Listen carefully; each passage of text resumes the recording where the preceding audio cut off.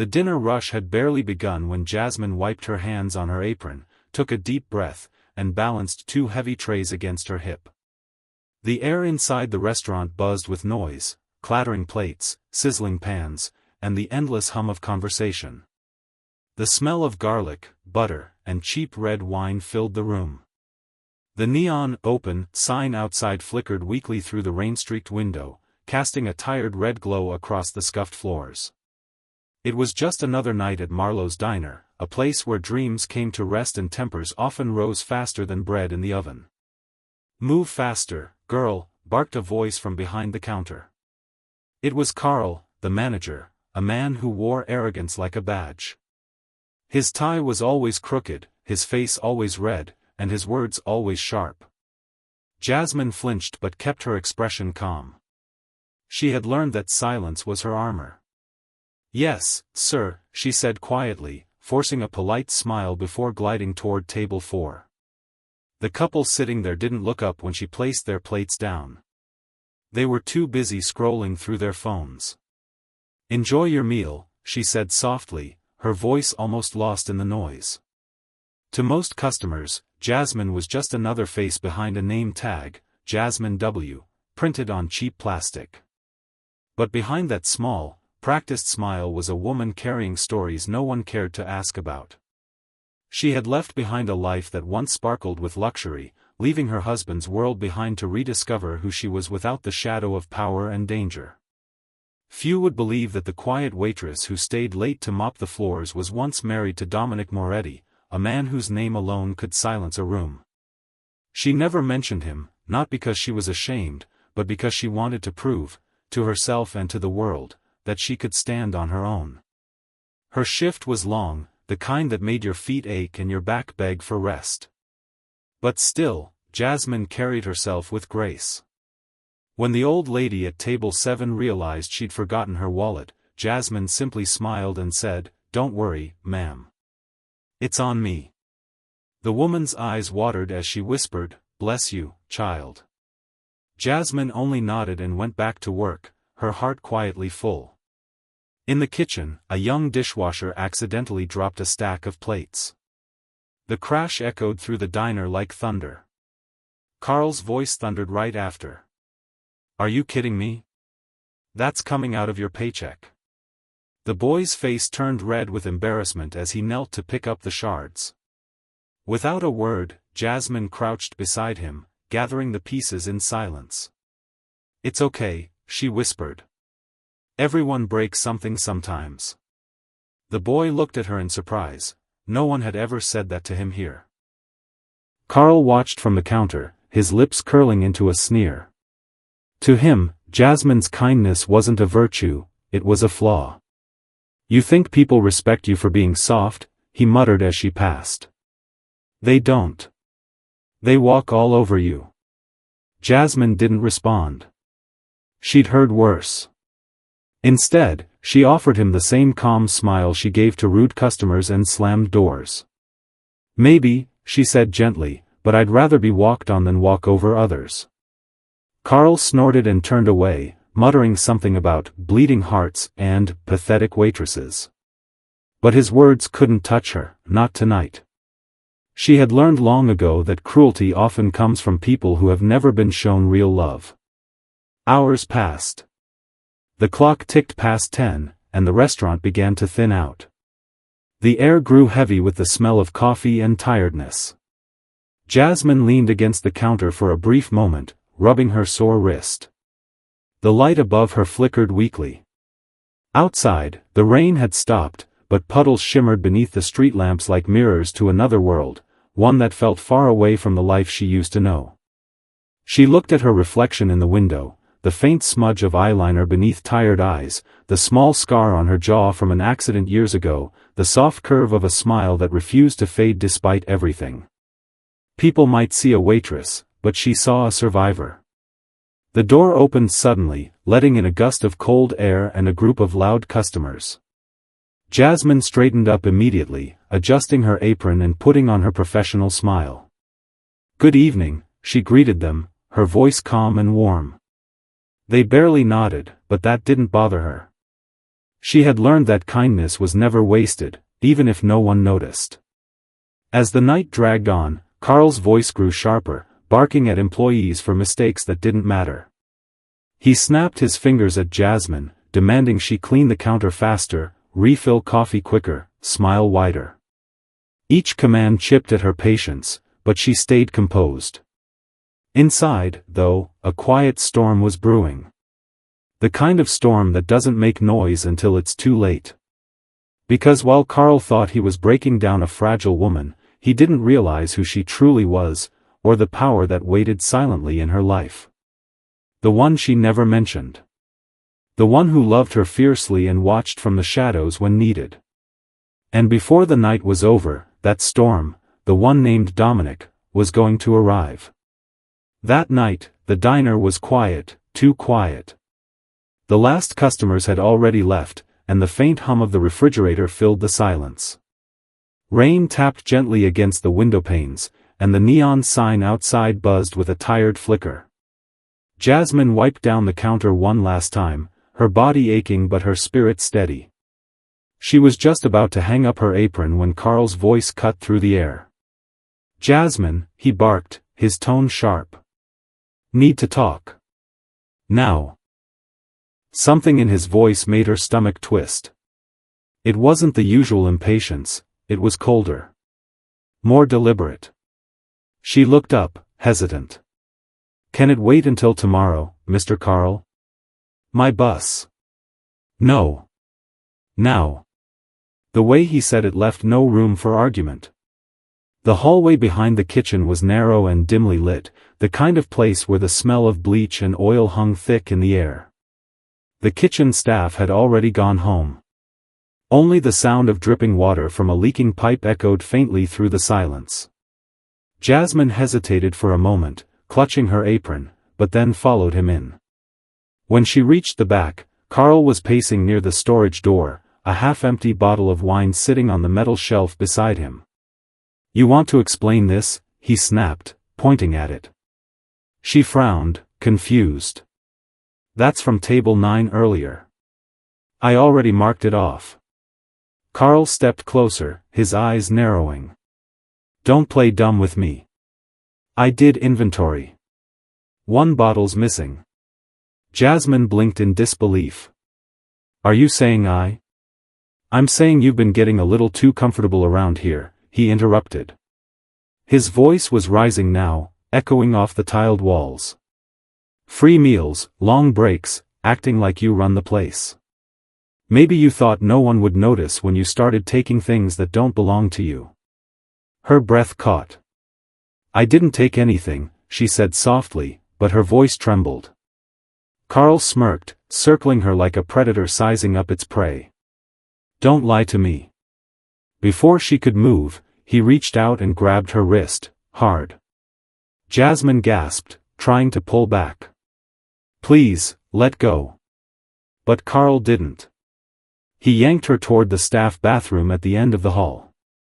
"We'll settle this here," he growled, his breath reeking of cheap whiskey. Her bracelet, a small silver band her mother had given her, snapped as he pulled her. The tiny charm hit the floor with a faint ping that seemed to echo forever. Jasmine froze. Her heart was pounding so hard she could barely breathe. "You're making a mistake," she whispered, her voice breaking. "I didn't do anything wrong." But Carl didn't hear her, or maybe he didn't care. His face was twisted with anger and control, the kind of rage that comes from someone who loves having power over others. He shoved the bathroom door open with his shoulder, the hinges creaking in protest. Inside, the light flickered weakly above the cracked mirror. The air smelled like cleaning chemicals and fear. Jasmine's voice quivered. "Carl, please. You're scaring me." He leaned closer, his voice low and threatening. "Maybe being scared will make you tell the truth." Tears welled in her eyes. "The truth is, I didn't take anything."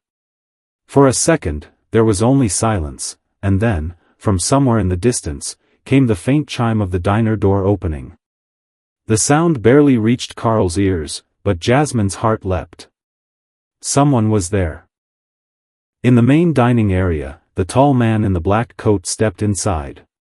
He paused just long enough to glance around, his dark eyes scanning the empty tables, the mop left leaning against the counter, the faint hum of the lights above.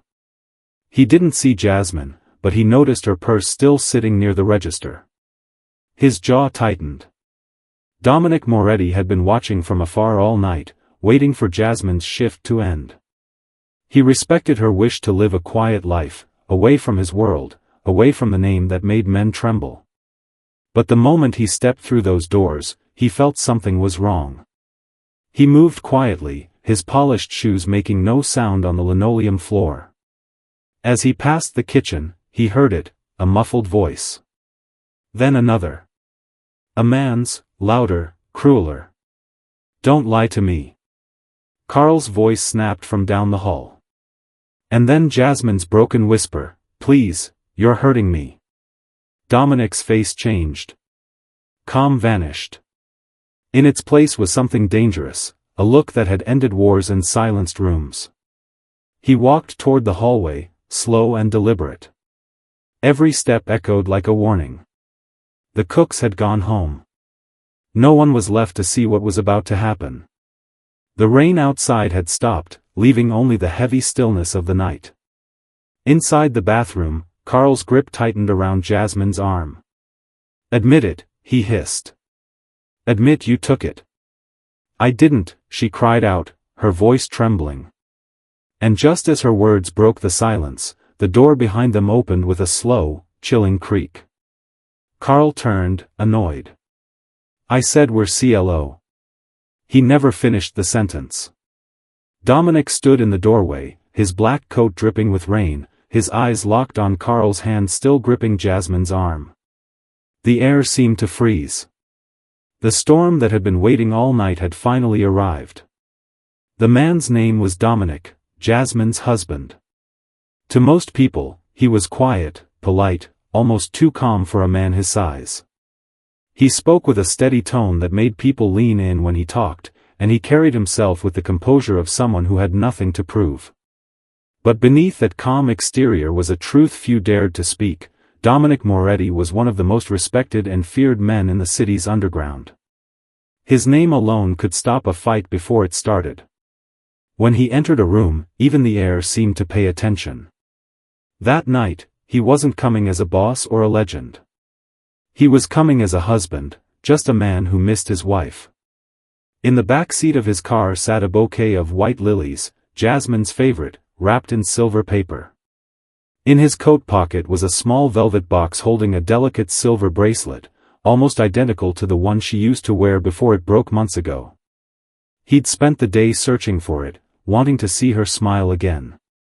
That was all he wanted, to surprise her after a long shift, take her home, and remind her that in a world full of noise and cruelty, she was his peace. When he stepped through the restaurant doors, the faint sound of the bell above them jingled, breaking the quiet hum of closing time. The few remaining customers turned to look. The rain had left his coat speckled with drops that shimmered under the diner's dim lights. He nodded politely to no one in particular, his deep eyes scanning the room. The waitress behind the counter glanced up nervously. We're closed, sir. Dominic smiled faintly. I'm not here for dinner. His tone was calm, almost gentle, but there was something about his presence that made her hesitate. She swallowed and nodded. He looked around, expecting to see Jasmine wiping tables or locking up.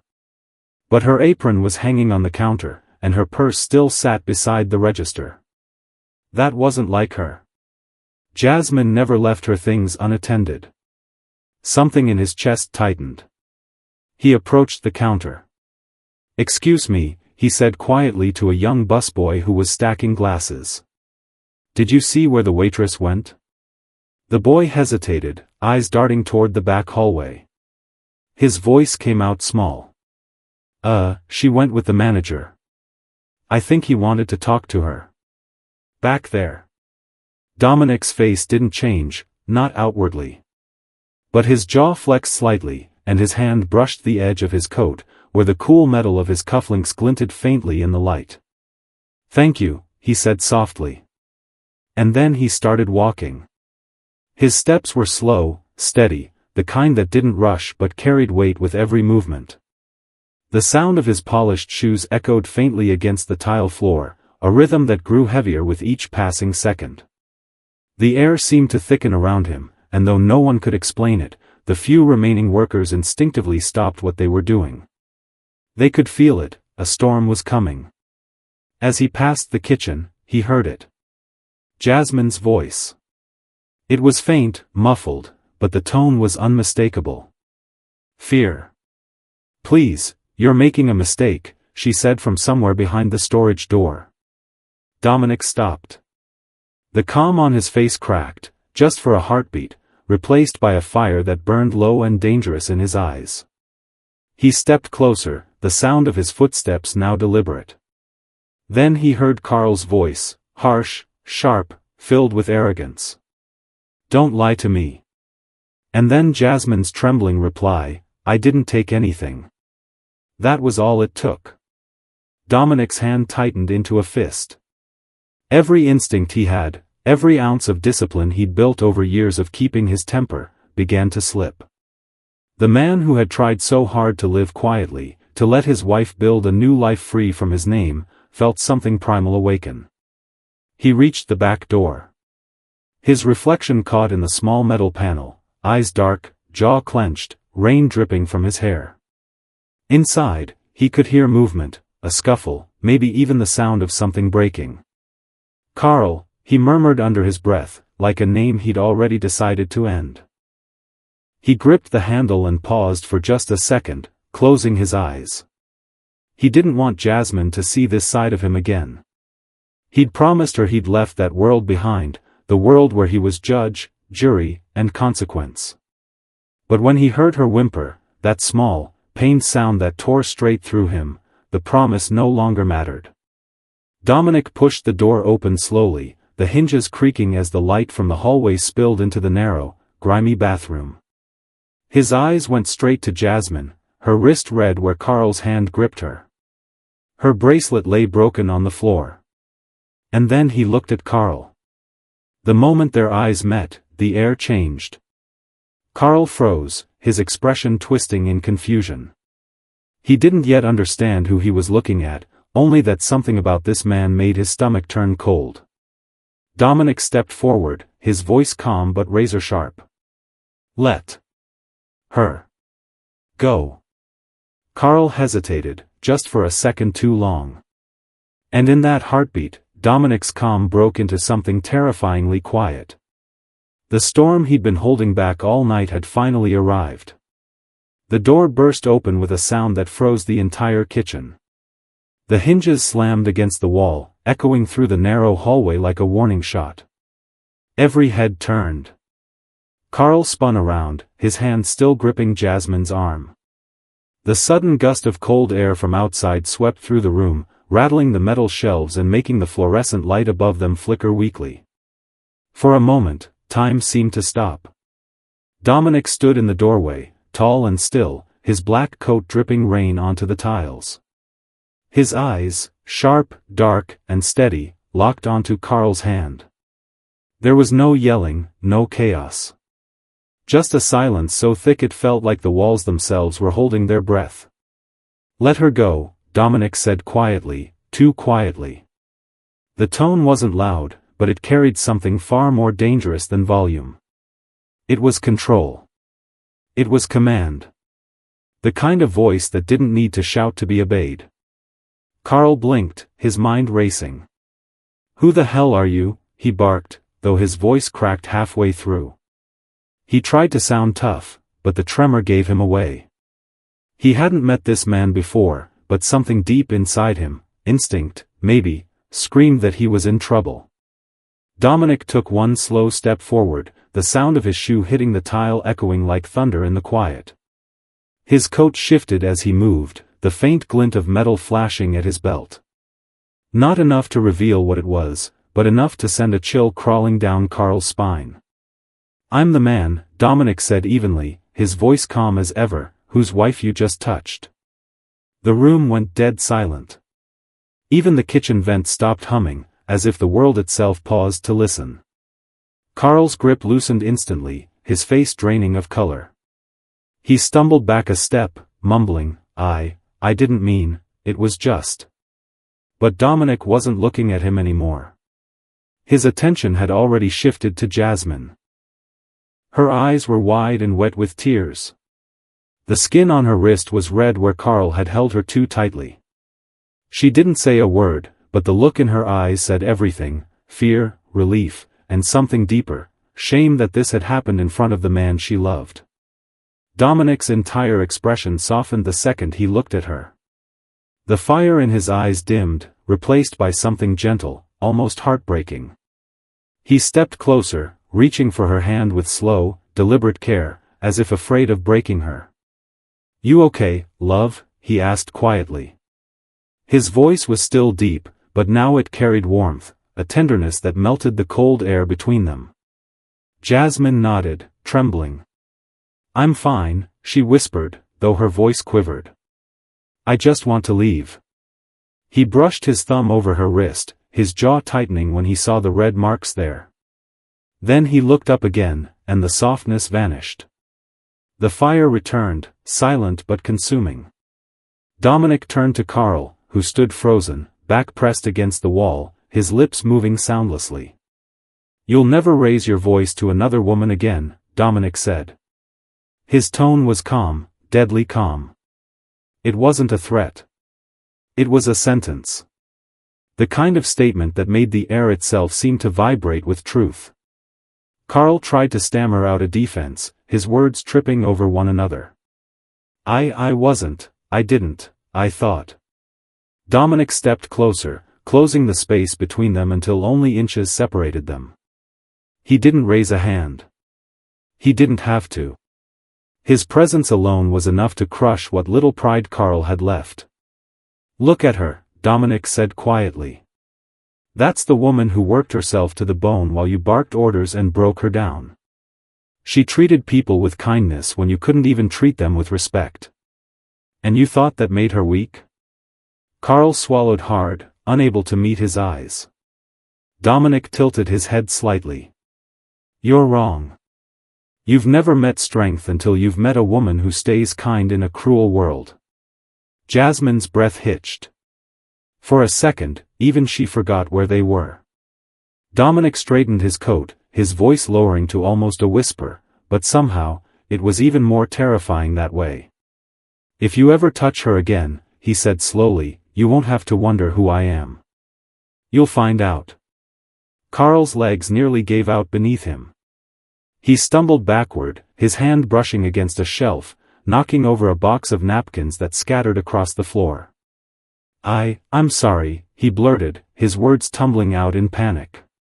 "It was a misunderstanding, I didn't mean any harm, please, I didn't know." Dominic didn't respond. He simply turned to Jasmine, slipping his coat gently around her shoulders. "We're leaving," he said softly, guiding her toward the door. As they walked through the kitchen, every cook, every server, every busboy who had once ignored Carl's cruelty now stood frozen in silence. No one dared move. They all watched as the quiet waitress and her mysterious husband walked out into the night. At the doorway, Jasmine paused, glancing back one last time. Carl stood there, pale and shaking, still gripping the edge of the counter for support. Their eyes met, and for a brief moment, she spoke, her voice calm but steady. "Kindness isn't weakness," she said softly. "But cruelty always ends up costing you something." Then she turned away, and together, she and Dominic stepped out into the rain, the storm behind them finally quiet, the air outside feeling lighter than it had in a long, long time. By the time Dominic led Jasmine out through the front door, the restaurant had fallen completely silent. Not a glass clinked, not a voice dared to rise. The hum of conversation that had filled the room just minutes ago had vanished, replaced by a heavy, uneasy quiet. The customers stared, the waiters stood frozen in place, and the manager, once puffed up with false authority, was now nothing more than a shadow of himself. His pride had crumbled like dry bread.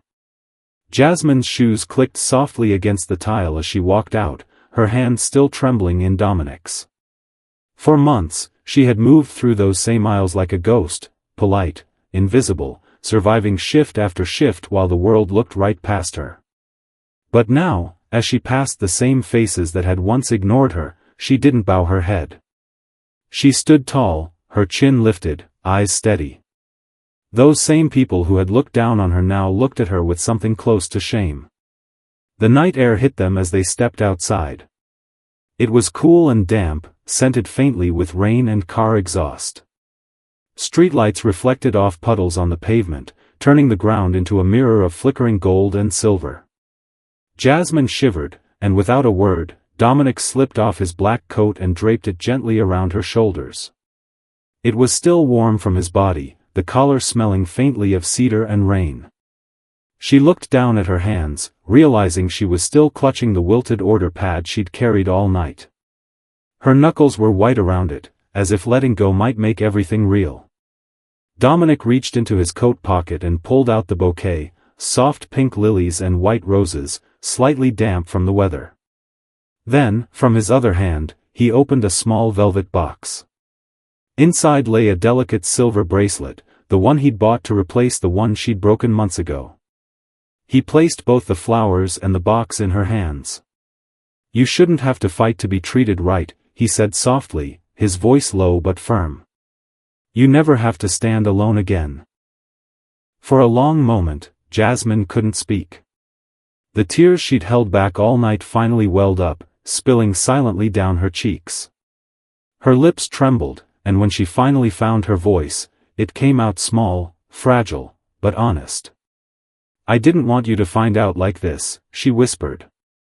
"I wanted to prove I could make it on my own." Dominic smiled faintly, that quiet, knowing smile she had fallen in love with years ago. The kind that said more than words ever could. He brushed a tear from her cheek with his thumb and looked into her eyes. "You already have," he said. "You faced the world with grace, even when it didn't deserve your kindness. That strength most people never learn." She blinked, trying to hold his gaze through her tears. "But it feels like kindness always gets you hurt," she murmured. He shook his head. "No," he said gently. "Kindness isn't weakness, Jasmine, it's power. But some people only understand lessons the hard way." His words settled into the night like a promise. Behind them, the restaurant lights flickered off one by one. The city hummed softly around them, cars passing, distant laughter, the sound of rain beginning again. Jasmine leaned into Dominic's chest, and he wrapped his arms around her, pulling her close. For the first time in a long while, she didn't feel small. She didn't feel invisible. She felt safe.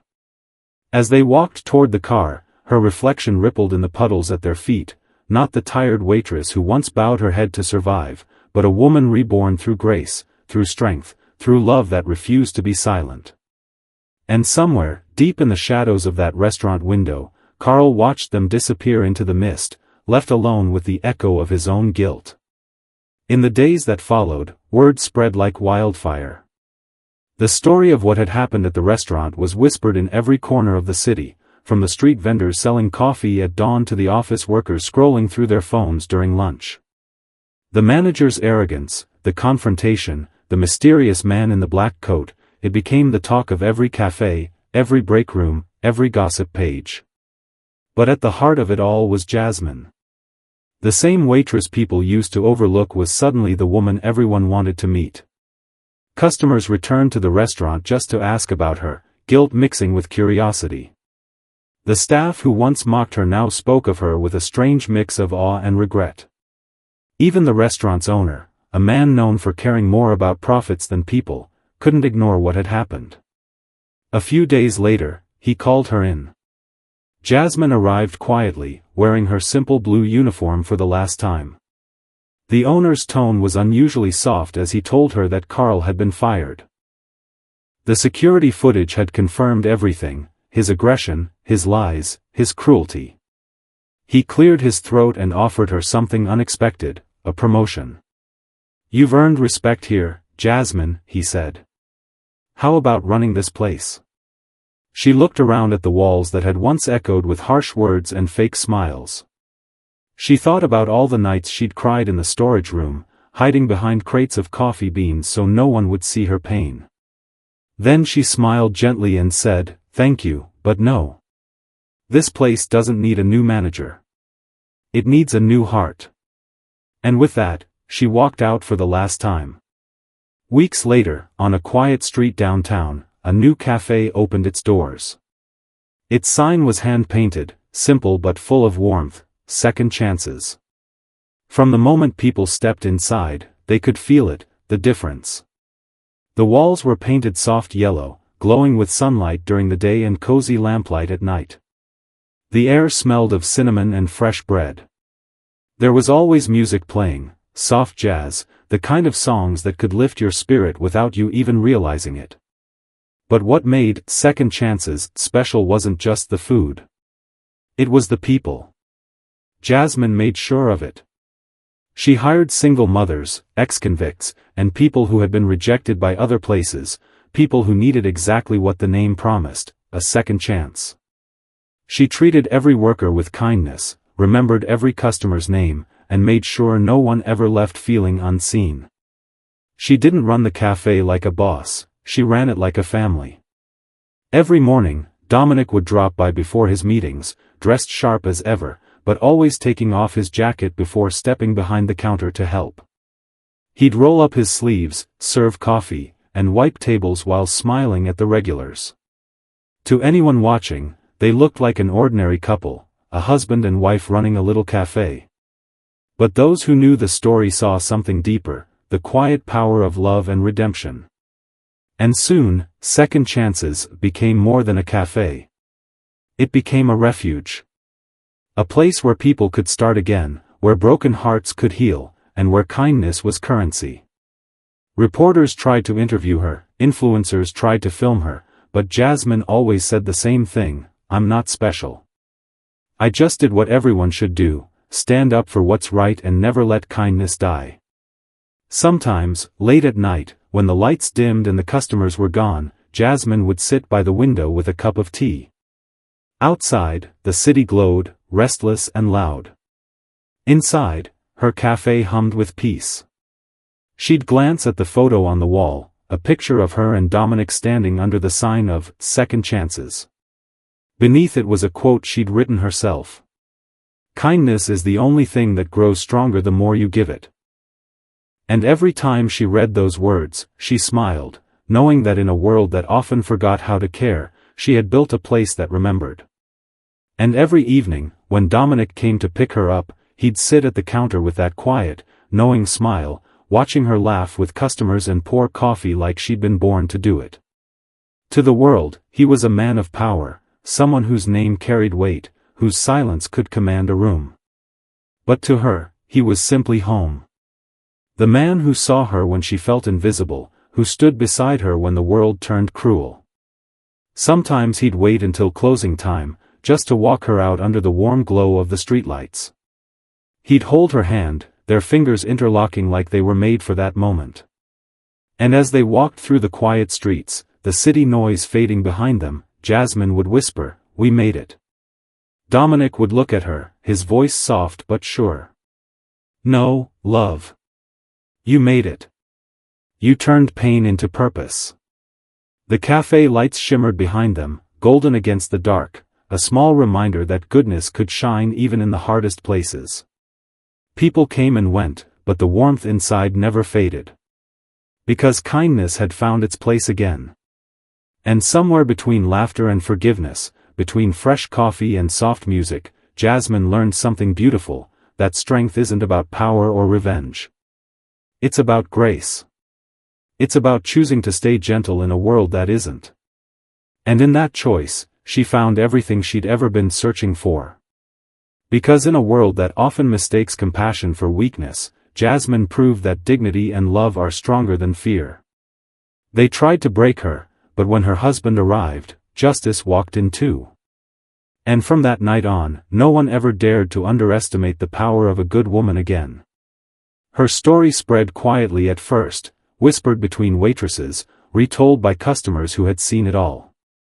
But soon, it became something more than a story. It became a lesson. People spoke her name not with pity, but with pride.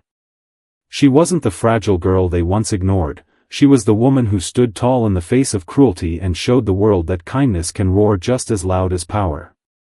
Dominic often told her, "The world needs more hearts like yours." And he was right. Jasmine's courage inspired others to stand up, to speak softly but stand firmly, to remember that compassion doesn't make you small, it makes you unbreakable. Every corner of her cafe, every cup of coffee, carried that same quiet strength. Because she had learned that real power doesn't come from wealth, status, or fear. It comes from love, from choosing to do good even when it costs you. And somewhere in that little cafe called Second Chances, with laughter in the air and hope on every face, Jasmine became something greater than a survivor, she became a symbol of grace, justice, and the unstoppable heart of a good woman.